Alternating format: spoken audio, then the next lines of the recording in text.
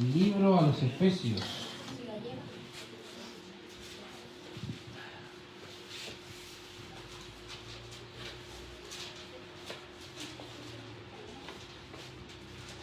Hermano, está frente a la grabación, hermano, está frente a la grabación.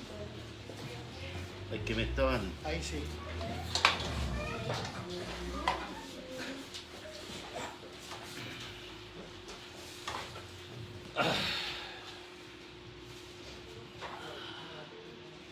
Verso 17 dice: esto pues digo y requiero en el Señor que ya no andéis como los otros gentiles, que andan en la vanidad de su mente, teniendo el entendimiento entenebrecido, ajenos de la vida de Dios por la ignorancia que en ellos hay, por la dureza de su corazón, los cuales, después que perdieron toda sensibilidad, se entregaron a la lascivia para cometer con avidez toda clase de impurezas. Mas vosotros no habéis aprendido hacia Cristo, si en verdad lo habéis oído y habéis sido por él enseñados conforme a la verdad que está en Jesús. Ahora, interesantemente, queridos, como ya hemos estado hablando de la carta a los Efesios, espero que haya podido leer esta semana la carta. Si no, se perdió en realidad un privilegio y algo interesante que vamos a estar viendo hoy.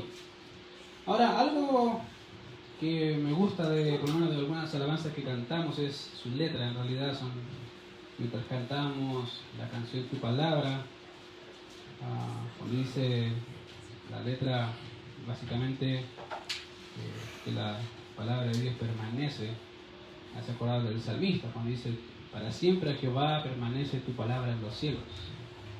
Es una realidad, querido, que tenemos que reconocer que la palabra del Señor, pase lo que pase, permanece. Lo que dice es. Y lo podemos ver desde Génesis hasta Apocalipsis. Todo lo que Él dice en su palabra es una verdad incuestionable, aunque el mundo y el hombre quiera tratar de manipularla, de cambiarla, de manejarla a su antojo. La Biblia es la Biblia. La palabra de Dios es siempre eterna, es siempre duradera, siempre es manantial de vida a aquellos que se acercan. Y esa palabra se hizo carne un día. Eso dice por lo menos Juan. Y habitó entre nosotros, dice, vimos su gloria, gloria como la del unigénito del Padre, llena de gracia y de verdad. Y sin duda, cuando vemos al Señor Jesucristo, los evangelios, la palabra viviente del Señor, del Padre, hecha carne, vemos obviamente dentro de la idea de Juan cómo esa palabra existía en la eternidad, ¿cierto? Juan 1:1, en el principio era el verbo, y el verbo era con Dios, y el verbo era Dios, ¿cierto? Este era en el principio con Dios, y todas las cosas por Él fueron hechas. También vemos, obviamente, no solamente la preexistencia de la palabra hablada y encarnada, sino también vemos cómo el Señor nació de una mujer. En Lucas, ¿se acuerdan? Capítulo 1, se describe el nacimiento, cómo aparece a los ángeles aparecen a unos pastores ahí, aparece a María, diciéndole: va a nacer aquel que había de venir. Y ya llegando al nacimiento del Señor, cómo Él va creciendo en estatura y en gracia para con Dios y los hombres, ya avanzado en edad, vemos el inicio del ministerio del Señor en su bautismo. El Señor se bautiza, va donde Juan le dice: yo necesito ser bautizado por ti, tú vienes a mí, y él le dice: bueno, es necesario cumplir la justicia. Y ya empieza el ministerio en Galilea, donde él pronuncia uno de los mejores sermones que usted puede haber escuchado y que tiene en su Biblia: el sermón de la montaña, el sermón del monte, capítulos 5 al 7 de Mateo. Básicamente va a ver ahí las credenciales del reino, qué es lo que Dios o el Señor viene a establecer o pide de su pueblo, o en ese caso de Israel. Ahí van a ver las credenciales del reino escritas en Mateo capítulo 5 al Mateo capítulo 7.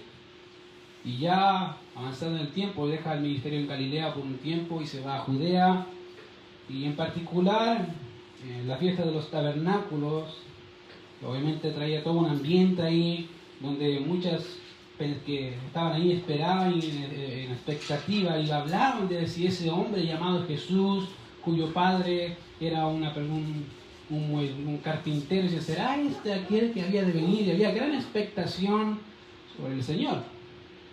Ya era, como les dije, estaba la fiesta de los tabernáculos ahí y el ambiente, deben entender, mucha gente hablando en voz baja porque no querían alarmar a las autoridades, y es básicamente en ese contexto donde al Señor en el templo le llevan a una mujer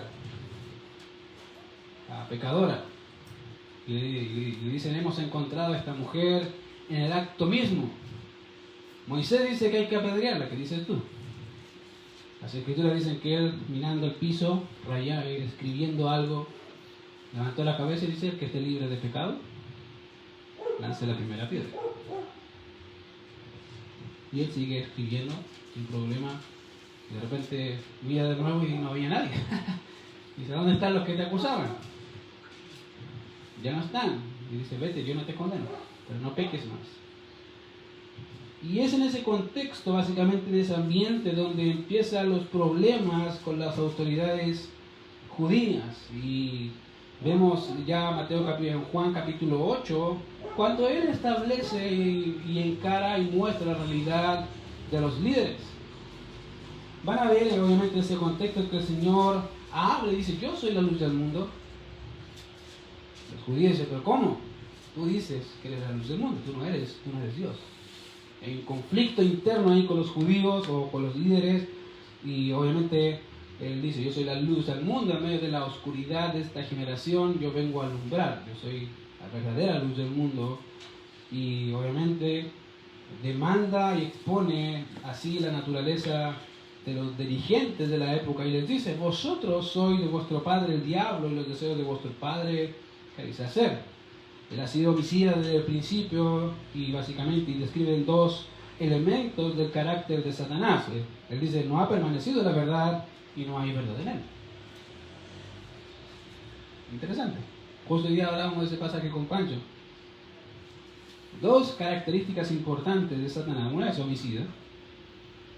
Podríamos decirlo de alguna forma, serían tres con esa, pero hay dos que son importantes también. Una dice: no ha permanecido la verdad.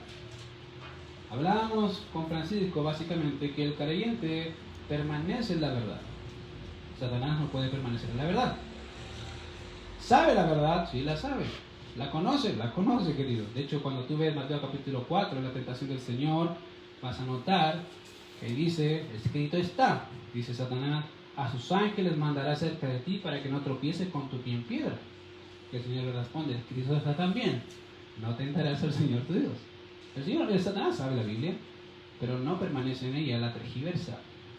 La pregunta es: ¿por qué Satanás tergiversa las escrituras? Bueno, creo que Juan te va a responder, dice: porque no hay verdad en él. Esa es la segunda característica. Satanás no permanece en la verdad porque no hay. Y ese hay es que nunca hay verdad en él. Parece verdad, y a veces tan similar a la verdad, en realidad es de mentira. Y Juan le dice a los dirigentes de la época: ustedes son iguales a su padre. Parecen tan justos, tan piadosos, pero los deseos de vuestro padre quieren hacer. En otras palabras, tus acciones, tu forma de vida manifiesta lo que tú crees y a quién perteneces. Y creo que el Señor les dijo claramente, y me llama la atención porque vemos en las escrituras, en los evangelios, que el Señor dice en la Biblia que no necesitaba que nadie le dijera nada del hombre porque Él sabía todo del hombre. Y aquí vemos en realidad cómo el Señor Jesucristo muestra el corazón de estos líderes diciéndole: ustedes son de vuestro padre el diablo porque los deseos de vuestro padre quieren hacer. Fíjate, no solamente el acto, sino el deseo. El Señor sabía cuál era el deseo más profundo de los líderes, que era matarlo. Ese es su deseo. Lo conozco, lo sé. Y es natural, porque de ahí sale: ustedes son igual de homicidas que su padre. Satanás, el diablo. Ahora, cuando dice el texto en Juan 8:44, dice: cuando habla mentira de suyo, de sí mismo habla, porque es mentiroso y padre de mentira. Él es así.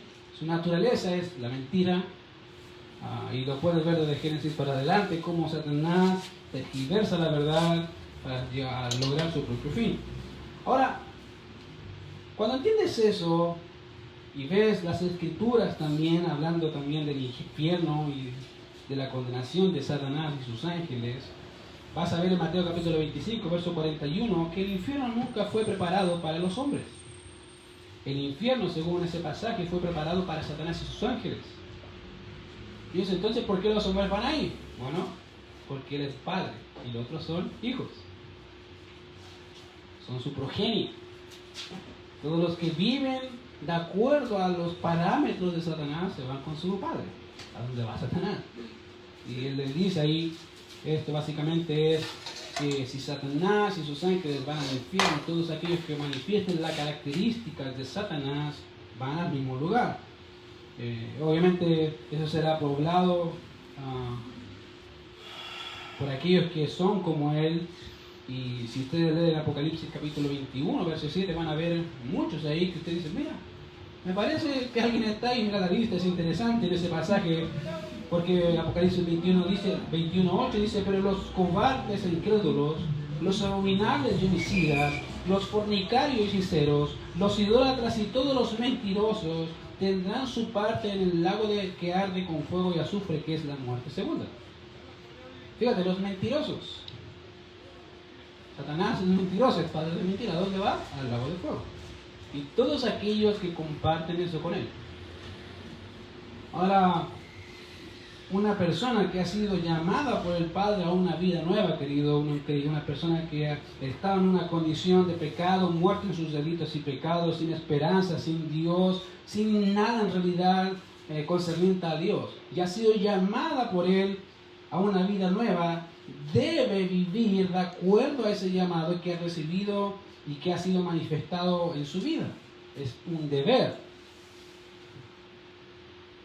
Obviamente, eso no significa que debemos relajarnos. Eso por eso, obviamente, cuando vemos Efesios capítulo 4, hemos estado hablando del llamado del Señor y cómo ese llamado puede llevarse a cabo. Bueno, fácil. Pablo da unos parámetros para saber cómo vivir nuestras vidas de acuerdo a lo que el Señor dice. Y Él dijo, básicamente, la semana pasada hablamos de despojaos, el viejo hombre, renovaos en la mente y vestidos. ¿Se acuerdan? Y uno creo que no es difícil entenderlo. ¿Qué debe hacer? Bueno, despojarse del viejo hombre, de la antigua naturaleza pecaminosa que usted y yo tenemos. ¿Qué hay que hacer segundo? Bueno, debo renovar mi mente, debo cambiar aquellos conceptos equivocados que están en la mente. Debo decir, ok, eso no es lo que dice Dios y debo cambiarlo. ¿Por qué? Porque eso es una filosofía mundana, no es lo que Dios dice y debo cambiar esa filosofía, esa idea por lo que Dios dice y debo aplicarla. El problema de las iglesias en la actualidad, y no creo que solamente sea el problema de esta iglesia, sino de todas las iglesias, es que ha entendido la doctrina de una forma equivocada. Y dice, ¿cómo? ¿Estamos mal? No es lo que enseñamos, sino en lo que practicamos. Sana doctrina, querido, no tiene que ver solamente y exclusivamente con una sana enseñanza de la verdad, sino con una sana práctica de esa verdad aplicada a tu vida.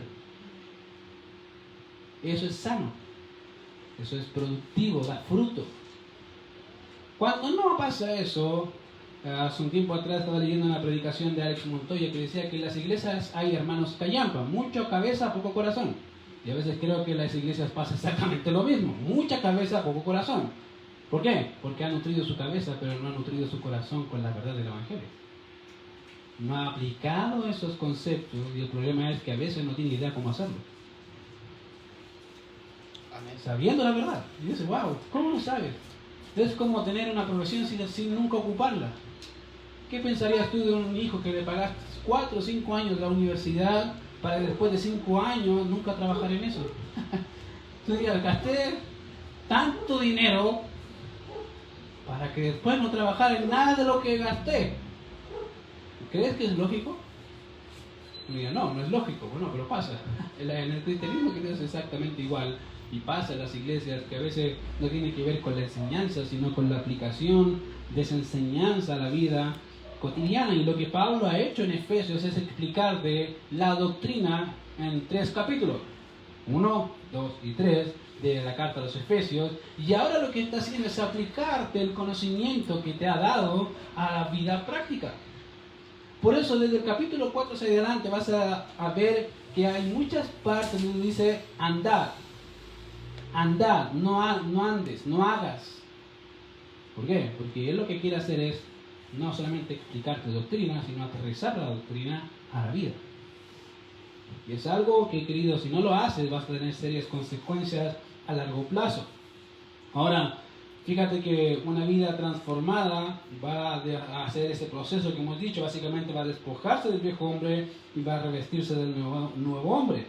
De manera que cuando llegamos a Efesios capítulo 4, verso 25, veremos que nos dice básicamente la primera realidad o la primera forma del nuevo hombre. ¿Cuál es esa forma? ¿O cuál es ese modo de vida del nuevo hombre? Bueno, el nuevo hombre habla y vive la verdad.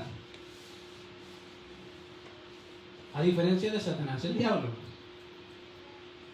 Fíjate que el texto, ves ahí, en el verso 25 dice así: por lo cual, desechando la mentira, hablad verdad cada uno con su prójimo, porque somos miembros los unos de los otros. Creo que no es difícil entenderlo, ¿cierto? Hablad verdad. Ahora bien, necesitamos entender algunas verdades generales del texto. En primer lugar, cuando leemos el texto, veremos que se nos menciona de forma implícita el hecho de que un creyente puede mentir. ¿Sí? Porque si no, no existiría la exhortación y el mandato de Pablo a no mentir. ¿Un creyente puede mentir? Sí. Se ha visto en las iglesias que hay creyentes mentirosos. Y a veces son tan hábiles en su mentira que te dicen casi todo lo verdad, excepto en el punto crucial. Aquí la cambio un poquito para que suene no tan feo. Querido, eso es satánico. Eso muestra el carácter corrompido de tu antigua naturaleza. Un creyente puede pecar, como también puede pecar en cualquier otro pecado, y negar esa verdad es negar lo que las mismas escrituras dicen. Cuando Juan, hablando del pecado básicamente de la naturaleza, dice así: si decimos que no hemos pecado, le hacemos a él mentiroso, que no hemos pecado, le hacemos a él mentiroso y la palabra no está en nosotros. Queridos, pecamos. Eso es algo que todos los días tú puedes ver en tu propia vida. Tú puedes levantarte en la mañana y ver al espejo y ahí está el pecado. ¿Cierto? Ahí está el hombre antiguo mirándote diciendo: hola de nuevo, aquí estamos listos para un nuevo día y hacerte caer. Y ahí está, el viejo hombre. Todos los días, ¿cierto? Se despierta, a veces con buen humor, a veces con mal humor, a veces con ganas de no leer Biblia, ¿cierto? En realidad casi nunca quiere leer Biblia, y a veces pareciera que sí, pero en realidad es mentira. Entonces, ese es el antiguo hombre, en realidad, que no quiere someterse a los parámetros de Dios, y es una realidad que no podemos negar, pecamos. En segundo lugar, el hecho de que el texto sugiera de forma implícita una realidad, en este caso que podemos mentir, no significa que debemos permanecer en esa mentira. Querido, usted puede pecar en cualquier pecado, pero no significa que debe permanecer en ese pecado. ¿Entienden la diferencia, cierto? Amén. Querido, podemos pecar. Es nuestra naturaleza corrompida que a veces nos hace ir a un lugar donde no queremos. Pero eso no significa que tú debas permanecer en ese pecado. Hay algunos hermanos que sostienen que sí, que igual puede ser creyente y permanecer en el pecado. Creo que hay un serio problema en entender las escrituras. Pero la Biblia no dice eso y te lo puedo mostrar. Fíjate que Gálatas capítulo 5, verso 19 nos muestra una lista básicamente de las obras de la carne. En Gálatas capítulo 5, verso 19 dice: y manifiestas son las obras de la carne, que son, empieza, mentira, toda la lista que hay, una tras otra, ¿cierto?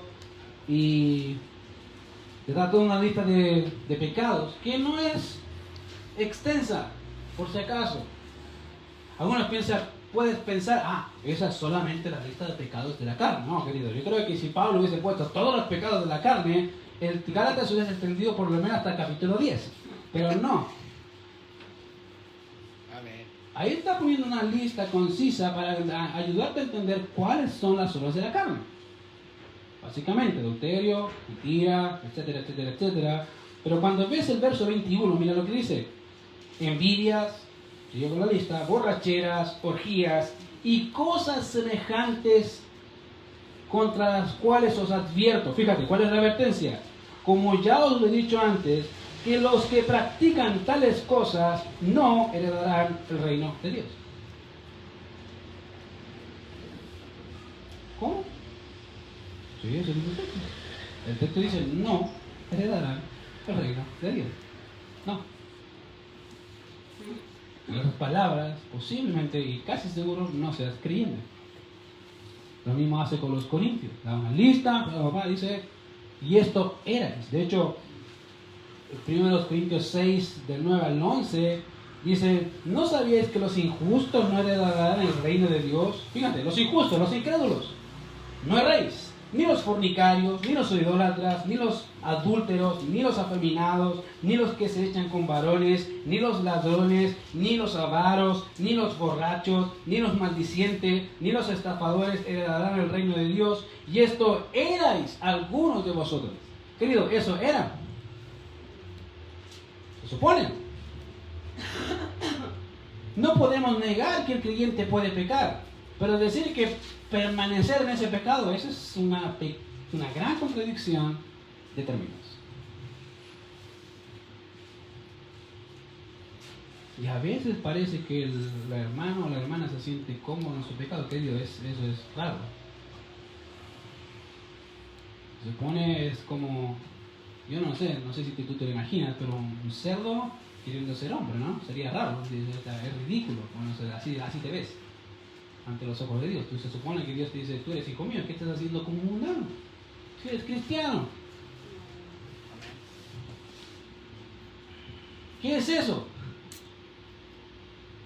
El problema mayor es que el hombre cree que está bien. Y fíjate que Dios dice, no. Querido, cuando un creyente vive como incrédulo y se acomoda como incrédulo y piensa como incrédulo, y ya eso ya es normal, hay un serio problema de cuestionamiento de saber si eres creyente o no. Vuelvo a decir, no significa que no pecamos. Querido, pecamos. Por eso Juan dice, si confesamos nuestros pecados, Él es fiel y justo para perdonar nuestros pecados. Pero ahí está diciendo implícitamente, pecamos. Pero para pecar, si pecamos, ¿qué hay que hacer? Confesar. Y confesar significa decir lo mismo que Dios dice del pecado, no decirlo camuflado. Señor, hice esto, perdóname. No decirle, Señor, como que mentí, pero era parecido a la mentira, pero no es tan mentira, Señor. En realidad, era una mentiricilla media blanca, era de broma. No, Dios dice, no es broma, es mentira. Punto, se acabó. No es media mentira, es mentira. Satanás juega con los medios, querido. No es que Satanás te dice media mentira. Pareciera que es media mentira, pero es mentira. Querido, fíjate que Pablo dice que una persona que vive en una vida de constantes mentiras o de constantes tipos de pecados, sin confesarlo, sin cambiarlo, es digna de cuestionar si es creyente, si es incrédulo o no. Es digna. ¿Por qué? Porque Pablo viene diciendo del capítulo 1 del capítulo 4 que fuimos llamados a un llamamiento santo. Digo pues, andad como es digno de la vocación con que fuisteis llamados. Vivan de acuerdo al llamado que recibieron del Señor. Amén. Es su forma de vivir. Y lo que está haciendo aquí es aplicando el concepto. Y dice básicamente desechando la mentira. Por lo tanto, como les digo, una vida de constantes mentiras es digna de cuestionar su fe. Un creyente obviamente lucha y vive para ser obediente a Dios. Se supone que la Biblia en Juan, 1 Juan capítulo 2, verso 4 dice eso. El que permanece en mi palabra, ese sí es verdadero. La verdad permanece en él. El que es, en otras palabras, si tú eres obediente, permaneces en la palabra. Punto, se acabó. La vida cristiana, queridos, se relaciona estrictamente con esa simple y gran palabra, obediencia. Hace un tiempo atrás estaba hablando con Francisco sobre una palabra que me comentó él y me dijo, ¿sabes qué? Mira, había visto en Juan capítulo 3, verso 36, creo que era, que dice, el que permanece en mi palabra, básicamente, o el que me obedece, ese es el que básicamente es creyente. La obediencia, querido, está total y absolutamente ligada al cristiano. Es obediente. Es su naturaleza. Lucha a veces, lucha continuamente con ser obediente, pero su deseo es ser obediente.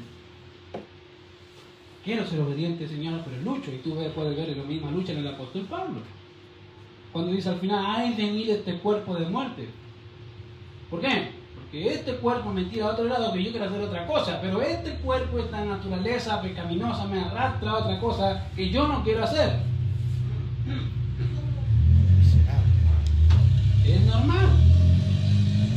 Normal en el sentido de luchar, querido. El creyente lucha y vive para ser obediente a Dios y en manifestar un amor creciente o un amor creciente hacia sus hermanos. Juan dice eso. ¿Cómo puede haber un hermano que dice que ama a Dios y aborrece a su hermano? No, la verdad no está en él, dice. Es raro. ¿Por qué? Porque dice es amor. Entonces, ¿cómo una persona que dice que ama a Dios y aborrece a sus hermanos? No. Querido, el problema nuestro es que hemos sistematizado tanto la doctrina que no vemos las conexiones. Querido, las doctrinas son conexiones, no solamente conceptos. Cada una de ellas está total y absolutamente ligada a la otra. Tú puedes decir, yo amo a Dios. Bueno, se va a ver. ¿Cómo? En tu andar con los creyentes. Tú puedes gritarle al mundo entero, yo amo a Dios, pero si tú en realidad no amas a tu hermano, olvídate, yo no te voy a creer y Dios tampoco te dice, tú eres mentiroso. Más encima te engañas a ti mismo porque dices algo que es mentira. Y tú puedes decir, pero es verdad. Vamos a preguntar al vecino, ¿qué piensa de ustedes? Oh, este vecino, no. Si eso es ser cristiano, prefiero ser mundano. Hace poco escuché un dicho que me llama mucho la atención, que no lo había escuchado, pero un compañero de trabajo me lo dijo, me puse a reír. Básicamente es, entre más conozco al hombre, más amo a mi perro. Bueno, interesante. Y creo que a veces los creyentes, los hombres del mundo dicen, entre más conozco a este, mejor me queda aquí donde estoy. Es el mejor. Y uno dice, pero te vas al infierno. Pero si, ¿cuál es la diferencia? Querido, la obediencia es un patrón del creyente en su vida cotidiana. Es una lucha, querido, todos luchamos. Todos luchamos con esa pequeña palabrita. Pero tan importante para el crecimiento. La pregunta es, si la verdad debe ser parte de mi carácter como hijo de Dios, ¿cómo puedo vivir esa verdad en la vida práctica? Y Juan y Pablo te lo va a hacer muy fácil. Fíjate, te está hablando de una cosa netamente doctrinal y te lo va a bajar. ¿Cómo te lo baja? Dice básicamente desechando la mentira. Si tú antes eras mentiroso, ¿qué debes hacer? Fácil. Hablar verdad. Hablar lo que es la verdad. No creo que sea tan difícil entenderlo. Dice desecha la mentira. Ahora bien, fíjate que la palabra desechar que aparece en tu Biblia significa básicamente poner lejos, separar, alejar o poner fuera de uno. Entre otras muchas palabras muy parecidas o similares a esa. La idea en mente del apóstol Pablo es la figura de un hombre que está vestido de ropas viejas, a la pinta de un pordiosero, pero luego va a ponerse algo nuevo, diferente, totalmente nuevo. Esa es la idea. Por eso cuando dice, si alguno cree en Cristo, nueva criatura fue. ¿Cierto? ¿Por qué? ¿Cierto? ¿Por qué dice es? Porque es tu naturaleza. No es que fue ni fuiste, eres. Así. Las cosas viejas fueron. Es que yo soy así, eras. Amén. Así. Eras así. Gloria a Dios. Se supone. Es que no puedo, es que no quieres a veces, seamos honestos. A veces no es que no podamos, es que no queremos. Nos sentimos tan cómodos como somos que pensamos que eso es lo correcto, querido. Eso no, a veces no es lo que Dios quiere. Dios quiere transformar nuestras vidas a la imagen de su Hijo. Y esa es la realidad que el Señor va llevando a cabo día a día a día. Y eso es algo que debes entender. De manera que cuando Pablo dice desechando, tiene la idea básicamente de lo que el creyente debe hacer. Eso es, poner a un lado la mentira o alejarla de su vida de manera que pueda servir al Dios de verdad en la verdad.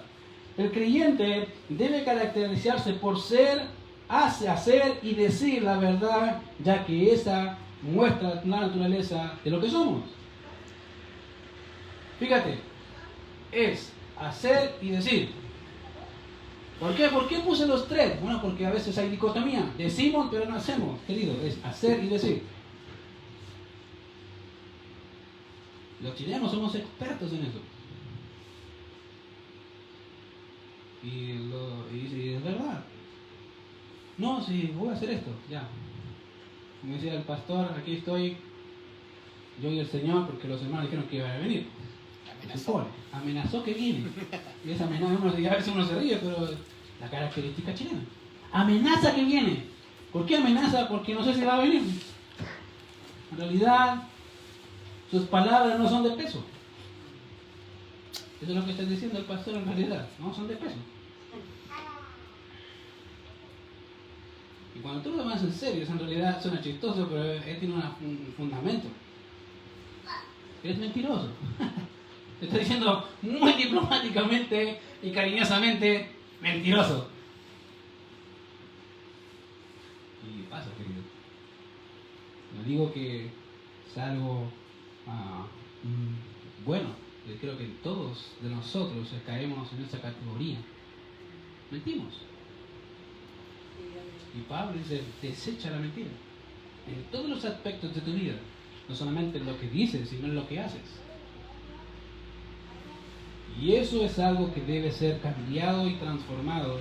¿Por qué? Porque el creyente debe caracterizarse por ser, hacer y decir la verdad, ya que esa es nuestra naturaleza. Fíjate, por eso Pablo dice, por lo cual, desechando la mentira, hablad verdad cada uno con su prójimo. Y la idea de hablar verdad no es solo un estilo de vida, sino un mandato de lo que el creyente debe hacer. Querido, ¿tú vives así? Si no vives así, debes vivir así. Amén. Dios, fíjate que el mandato es una orden, ¿cierto? Es decir, tienes que hacer eso, sí. ¿Por qué te dicen? Porque posiblemente no lo estás haciendo, pero deberías. ¿O no? Amén. Tú dices a tus hijos, a tu hijo, haz la cama por todo el año, y todo el año diciendo, haz la cama, ¿cierto? Se supone que ya se da por entendido que él tiene que hacer su cama. Después de 360 días de diciéndole, haz la cama, ¿qué esperas tú? Que entienda el mensaje, ¿cierto? Obvio. Se supone que eso es lo que debe hacer. Pero ahí está diciéndole, haz la cama. 361 días, diciéndote exactamente lo mismo. Bueno, Dios repite y repite y repite y repite. ¿Por qué? Porque sabe que somos tercos, que somos medio duros de cabeza. Dios te repite, di la verdad, di la verdad, di la verdad, dime la verdad, haz la verdad, sé obediente, sé obediente, sé obediente, sé obediente. ¿Por qué? Esa es tu característica. Así debes vivir. Por eso Pablo dice, por lo cual, desechando la mentira, hablad verdad cada uno con su prójimo. Básicamente, el prójimo acá somos los unos de los otros, unos a los otros, los creyentes. Y entre nosotros, creyentes queridos, debe haber verdad. Por eso dice, al prójimo tiene que ver con los creyentes. Imagínate un cuerpo que la cabeza le dice a la mano, apunta para allá. Y la mano dice, no, voy a apuntar para acá. O le da una falsa señal a la mano, uno diría, el hermano tiene un problema en la mano, tiene tiritones, ¿cierto? Y dice, tiene serios problemas, y uno entiende la enfermedad, pero es una enfermedad, ¿cierto? Parkinson es una enfermedad, no es algo natural del cuerpo. Son cosas que pasan en la mente que el cuerpo no responde de forma correcta. A veces creo que los creyentes tienen Parkinson espiritual. La cabeza le dice algo y ahora dice, no, quiero hacer otra cosa. ¿No? Pasa. Como que el creyente, no, estoy aquí me gusta. No. Y Dios dice, no, así no, para allá, no. Querido, eso no es correcto. Amén. Más santo demuestra lo que Dios quiere hacer en tu vida. Dios quiere hacerte más como Cristo. Y eso es lo que Él quiere hacer en tu vida, hacer más de Cristo en ti, aunque eso signifique quitar mucho de ti. Y esperamos eso, ¿cierto? El Señor quita más de mí y haz más de ti en mí. Y esa es la idea que Pablo quiere llevarnos a hacer. Obviamente no debemos mentir los unos de los otros. ¿Por qué? Porque somos un mismo cuerpo. Vuelve a la misma analogía, somos un mismo cuerpo. No puede haber mentira si somos de la verdad. No podemos mentirnos, sino decir la verdad en amor. Querido, si usted a veces tiene problemas con alguien, dígaselo en amor. Mi hermano, ¿sabe qué? Papá, listo. Así es la cosa, querido. No es tan difícil. El problema es que a veces pensamos en lo que podría pasar, querido. Olvídate de lo que podría pasar y haz lo que Dios te manda hacer hoy. De manera que la iglesia funcionará, querido, de manera correcta cuando sus miembros vivan la verdad en amor. Y eso es algo importante. Querido, desecha la mentira y habla la verdad. Porque somos miembros los unos de los otros. ¿Te fijas que es fácil? Y dice Pablo, bueno, si eras mentiroso, cambia eso. ¿Cómo lo hago, Pablo? Di la verdad. Ok, otro ejemplo. Bueno, el hombre nuevo no solamente anda en la verdad, sino que es celoso de su Dios. Fíjate lo que dice Efesios capítulo 4, versos 26 y 27. Airaos, pero no pequéis. No se ponga el sol sobre vuestro enojo, ni deis lugar al diablo. Otra característica, celoso. Ahora, creo que dentro de las Escrituras, este texto es uno de los pocos que pareciera ser que nos incomoda de alguna forma, o que simplemente no lo podemos entender, o que es casi imposible. Airaos, pero no pequéis. ¿Cómo hago eso? Dios está pidiendo un imposible, querido. Dios no te va a pedir un imposible. De hecho, eso está súper gráfico. Ahí dice, airaos, pero no pequéis. De manera que debemos entender ese texto de una forma correcta. Ahora, en primer lugar, Pablo dice airaos. Ahora, de manera que el enojo no solo debe estar presente en la vida del creyente, sino que debe estar guiado bajo la consideración o la consideración de no pecar. Querido, la Biblia nos dice que no te enojes. Ahí dice, airaos. El punto es, ¿por qué te enojas? ¿Cuál es la razón de tu enojo? ¿Cuál es el propósito de tu enojo? Y te vas a dar cuenta que el 99,9% de lo que te enojas tiene que ver con algo que te hicieron a ti. Que no te gustó a ti, que no lo hicieron como tú lo harías, que no piensan como tú piensas y que no hacen las cosas como tú las haces. Y te enoja, querido. Eso es pecado.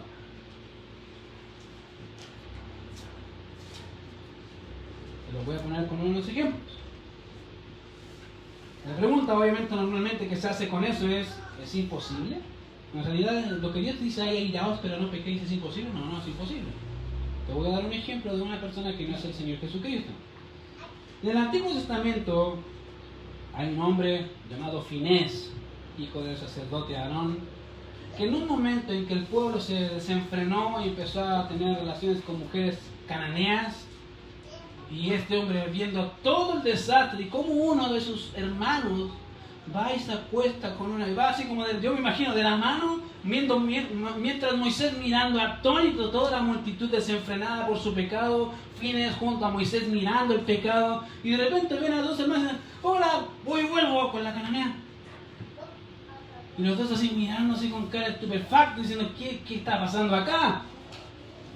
Dios dijo, no debemos juntarnos con otras personas, con otras mujeres que no sean del pueblo de Israel. ¿Sabe qué hizo ese hombre? Mató a ambos. Y el texto dice que la ira de Jehová se aplacó por el celo de Finés, por el nombre de Jehová. ¡Wow! Drástico, ¿no? Lo mató, se acabó. Y Dios se aplacó. Y dice, ya, eso me gusta, dijo Dios. Porque ese no se enojó porque le hizo algo a él, no, se enojó porque eso desagrada a Dios.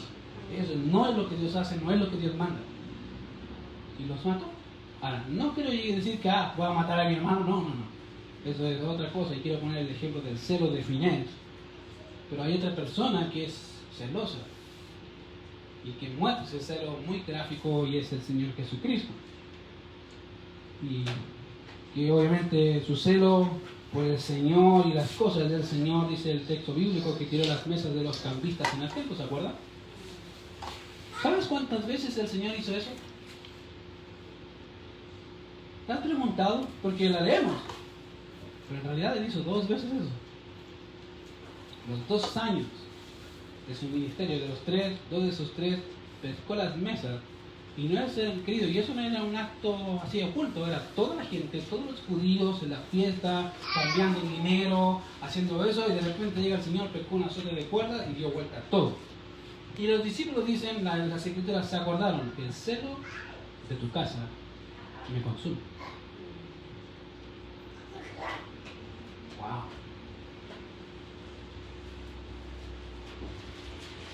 Fíjate que es interesante que no solamente tenemos al Hijo de Dios manifestando ira, enojo, cuando las cosas de su Dios son tomadas en menos, sino que Dios mismo. El carácter de Dios muestra que Dios se aira. Y si no lo crees, pregúntale a los israelitas. Vayan a decirte sí, si no nos acordamos que estuvimos 70 años cautivos, estuvimos presos de Egipto, en Babilonia, con los asirios, con los griegos y con los romanos. ¿Por qué? Porque Dios se airó contra nosotros. ¿Por qué? Por nuestro pecado. Querido, a veces uno aquí no quiere hablar de eso, pero Dios se aira. Dios es celoso con lo suyo. Dios es celoso con su nombre. Para Él no es un juego. Y cuando la Biblia dice airaos, pero no pequéis, obviamente tenemos que entender eso. Hay ejemplos en las Escrituras de personas que se airaron. En segundo lugar, la idea del texto al decir, pero no pequéis, implica que la ira puede tener un atributo que conocemos como la santidad. Podemos airarnos, pero dicha ira debe ir canalizada por lo que a Dios se refiere. Si pensamos en los ejemplos que le di recién, básicamente hablando de Finés y el Señor mismo, el Señor Jesucristo en el templo, notaremos que en cada uno de estos casos la ira no tenía como fin el satisfacer y hacer su justicia personal, sus deseos que no me gustó, es que así no se hace, es que yo lo hago así. No, es Dios es blasfemado. Eso sí, y eso es permitido. No tiene que ver con tus gustos, no tiene que ver si te gusta o no te gusta. Dice, Dios dice eso y la gente no está haciendo lo que Dios dice. Punto. No sé si en alguna ocasión has escuchado una conversación entre dos incrédulos y uno, y tú sabes que a uno de ellos se está predicando ese tiempo, está diciendo, ven, sabes que Dios, arrepiéntete, cambia, y tú sabes que está luchando con esa idea, vemos al Espíritu, y has visto al Espíritu Santo obrando de a poco, y viene el incrédulo y dice, podríamos hacer esto, y tú sabes que todas las ideas que le dijo son puras ideas en contra de Dios, y te enoja, lleva tanto tiempo y blasfemando a Dios. Bueno, eso es ir a sangre, eso es correcto. Te puedes airar, ¿por qué? Por un blasfemo. Ahí dice, airaos, pero no pequéis. Y ese tipo de ira no es una ira desbordada, sino es una ira canalizada. Por eso dije que el 99,9% de las veces que nos enojamos no tiene nada que ver con Dios. ¿Te has fijado? ¿Cuándo fue la última vez que te enojaste y por qué te enojaste? Piénsalo. ¿En alguna de esas cosas tenía algo que ver Dios? Y siendo honesto vas a decir, no, es que a mí no me gustó, es que a mí hicieron esto, es que, y muy pocas cosas vas a ser honesto y decir que eso en realidad era algo que me hicieron a mí, no tiene nada que ver con Dios. Querido, Dios dice, airaos, pero no pequéis, y la ira controlada es aquella ira que es guiada por Dios porque le ofende a Él. Fíjate que el Señor Jesucristo, aún en la misma muerte, no se airó en contra de los hombres. ¿Has pensado en eso? Estando en la misma muerte, todos lo golpearon, lo dejaron desfigurado y a pesar de poder derramar su ira, no lo hizo. Al contrario, en la última escena de la cruz dice, Señor, perdónalos, porque no saben lo que hacen. ¿Te fijas? Cuando él podría haber dicho, Señor, yo soy Dios, yo soy tu hijo, ¿Qué se creen estos? Criaturas pecadoras, infames, que blasfeman mi nombre. Tenía todo el derecho de hacerlo, es Dios. Pero él se sujetó siempre al plan de Dios. Él sabía que iba y sabía obviamente lo que Dios el Padre quería. Querido, en cada uno de los ejemplos que vimos de Jesucristo y de Finés, vas a ver algo muy marcado, y es que obviamente la ira que se dice ahí es una ira canalizada. Por eso se dice airaos, pero no pequéis. Cuando tú entiendes eso, vas a entender que no estás pecando, estás haciendo lo que es correcto ante los ojos de Dios. Ahora la cosa que dice ahí, no se ponga el sol sobre vuestro enojo. ¿Qué significa? Bueno, la ira, no dejes que eso empiece a gobernar tu corazón hasta el punto que pase el día y sigas con la ira y el enojo y amargura en tu corazón en contra del hermano que hizo tal o cual cosa. No dicen, no se ponga el sol, que no acabe el día sin que tú no hayas solucionado ese tema. Y a veces los creyentes pensamos todo lo contrario, ¿no? Somos más sabios que Dios. Pueden pasar meses, semanas, años y seguimos con el mismo tema. Y dicen, es que no me molesta. Pero en realidad lo has repetido tantas veces durante todo el año que te molesta. No quieres reconocer, te molesta. Todavía el sol está sobre tu enojo. Y no has cerrado el capítulo. ¿Por qué? Bueno, dice, no se ponga el sol sobre vuestro enojo, dice, ni deis lugar al diablo. Querido, cuando un creyente no hace lo que Dios dice, en obediencia a Dios, lo que hace es abrir una puerta al diablo. Solo. No sé si te ha pasado que cuando te molestas con alguien y no arreglas rápido el tema, rápidamente tu mente empieza a maquinar. Y como que el viejo hombre, como esos bonitos así, el malo, te dice, ¿viste lo que dijo? ¿No? Te dijo feo. Y dice, sí, pero soy feo. Pero más encima te dijo eso. Uy, y empieza, ¿qué se cree ahí? No. ¿Es así o no? ¿Sí es verdad? Y el primer día lo pasa como si nada, ya si no me duele tanto. Pasa el segundo día y vuelve el antiguo yo, dice ahí al ladito, dice, ¿y te acordáis lo que hizo en 1755? ¡Wow! Sí, todavía me acuerdo. Querido, Satanás es muy hábil.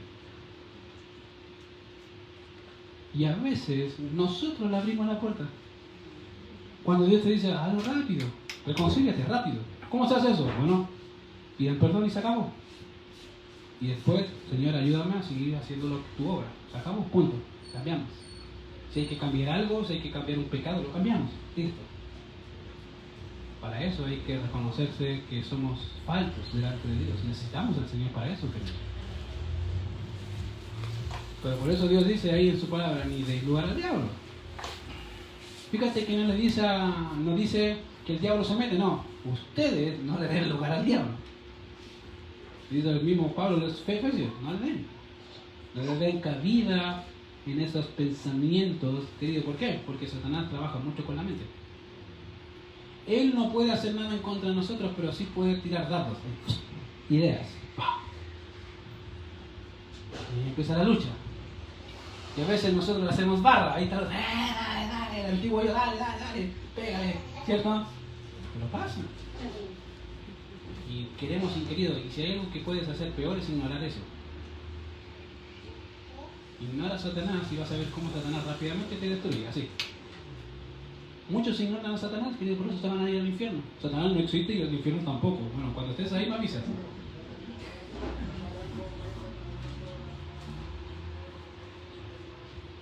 ¿Se fijan? Y pasa que el creyente tiende a olvidar cosas que son tan básicas. Dice, de verdad, sí, hablad verdad, es básico, ¿no? No le enseñé eso a su hijo desde que empieza a hablar, diga la verdad, hijo. Y aún a los adultos, el mismo Pablo dice, diga la verdad, hijo. No se enoje, tranquilo, sea paciente. Y si va a enojarse, que sea por las cosas correctas. Y ves aquí a Pablo bajando la doctrina a cosas prácticas, ni deis lugar al diablo. Fíjate que si seguimos leyendo el otro texto, vas a leer el que hurtaba. Cosas prácticas. Como le dije, si usted era un ladrón, ahí dice, si usted era un ladrón, ¿qué dice ahí? Siga robando. No dice eso, querido. Es que lo estoy haciendo por los pobres, mentiroso. Encima se cree la mentira. Estás robando porque te gusta robar. Y eso muestra que tu vida no ha cambiado. Necesitas cambiar. Dice el que hurtaba, no hurte más, sino ¿qué debe hacer? Pablo dice algo muy práctico, trabaje. ¿Te fijas que el tema de los pecados, de cambiar, de despojarse del viejo hombre no es tan difícil? ¿Qué hace Pablo? Identifica el pecado, identifica lo que tengo que hacer y lo aplica. Fácil. El que robaba, bueno, el pecado, ¿cierto? ¿Qué debo hacer? Según la Biblia, bueno, Pablo en ese tiempo no tenía el Nuevo Testamento, así que olvídese del Nuevo Testamento, pero sí tiene el Antiguo y uno de los mandamientos dice, no robarás. Entonces Pablo dice, ok, el que hurtaba, si usted era un ladrón, ¿qué dice la ley? No robes. ¿Qué hace entonces? Trabaje.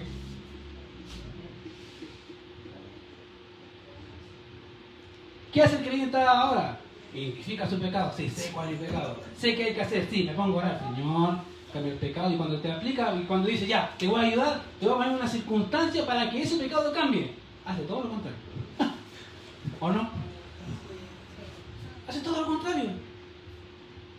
Y yo creo que Dios nos mira y dice, pero ¿por qué hizo lo contrario? Si ya la tenía y ya identificó su pecado, sabía qué hay que hacer, pero no lo hizo. Todavía no sabe lo que tiene que hacer. Amén.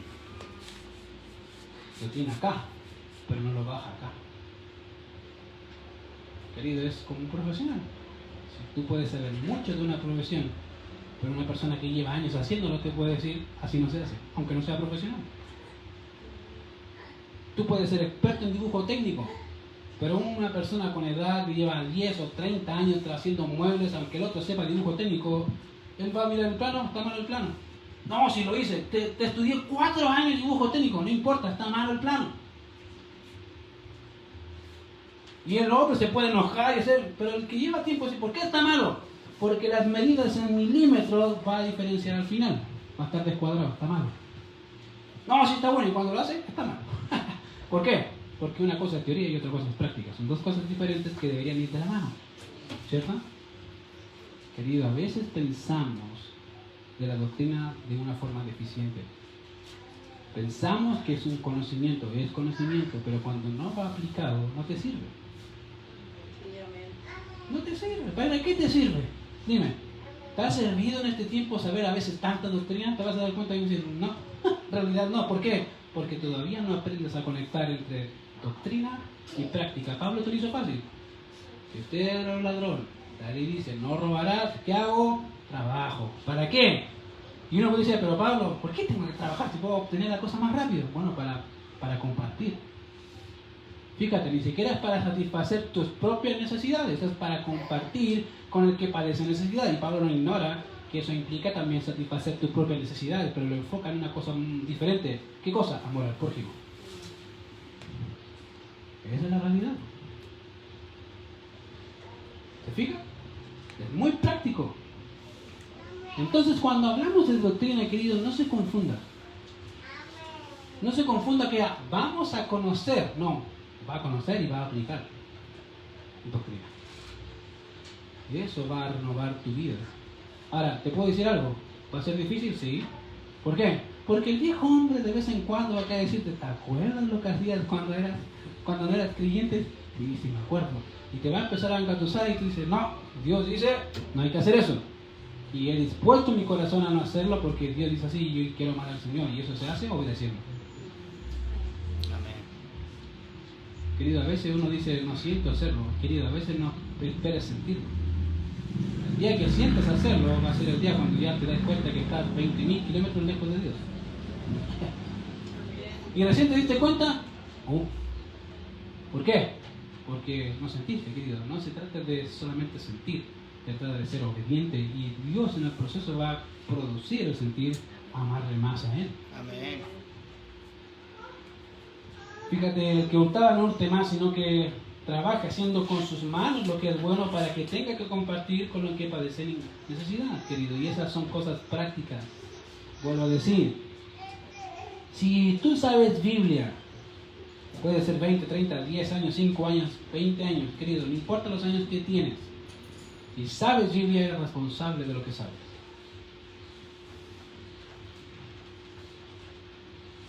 Y eso se va a reflejar en cómo vives. Como dije, tú puedes decir, yo estudié 3 años, 4 años, 5 años, 20 años en teología. Me da exactamente lo mismo. Muéstrame tu fe por tus obras, o muéstrame tu fe por tus obras, y yo te voy a mostrar a mi Dios también. ¿Cómo? Tu vida, muéstrame tu vida. ¿Cómo vives? ¿Cómo vives a tu Dios? Eso dijo Santiago. Santiago dice, muéstrame tu fe sin tus obras, y yo te mostraré mi fe por mis obras. Vas a verlo.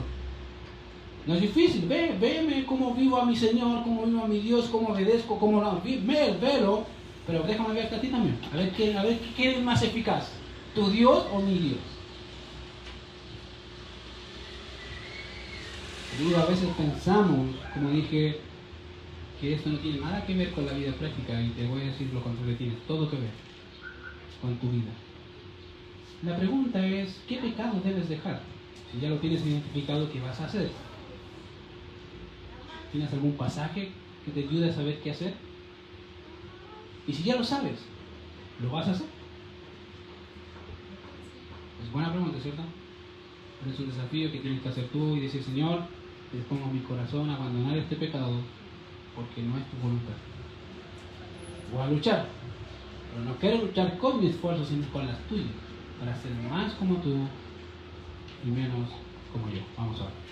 Señor, te damos gracias por este tiempo, gracias por tu palabra, y gracias, Señor, porque al ver la carta a los Efesios, Señor, nos hemos maravillado en el transcurso del tiempo, ver cómo, Señor, Pablo inicia la carta diciendo, bendito sea el Dios y Padre de nuestro Señor Jesucristo, porque en realidad tú nos has bendecido con toda bendición espiritual en los lugares celestiales, Señor, en Cristo Jesús. En realidad podemos dar gloria a tu nombre por tu gracia, porque estando muertos en delitos y pecados, Señor, estando sin esperanza, sin Dios en este mundo, nos has vuelto a ser ciudadanos del cielo. Y Señor, no hay privilegio más grande que ser llamado tu Hijo. Hoy, Señor, entendiendo no solamente lo que Pablo dijo de la doctrina, sino de la aplicación de esa doctrina, perdónanos por nuestros pecados, Señor, que tanto, Señor, han ofendido tu santo nombre. Y a veces, Señor, sabiendo que no debemos hacerlo, lo hacemos igual. Señor, yo te ruego por cada uno de nosotros, Señor, para que dispongamos nuestros corazones a decir nada más con el pecado. Ayúdanos, Señor, en tus fuerzas a vencerlo, para ser más como tú y menos como nosotros. Ayúdanos no solamente a renovar nuestra mente, sino también danos la oportunidad de aplicarlo a nuestro diario vivir y así glorificarte a ti, Señor. Gracias porque sé que lo harás y lo haces cada día, y que, Señor, en la eternidad podemos regocijarnos, Señor, por tu obra terminada en nosotros, porque lo que empieza, Señor, lo termina. Te alabamos, Padre, en Cristo Jesús. Amén. Pásate.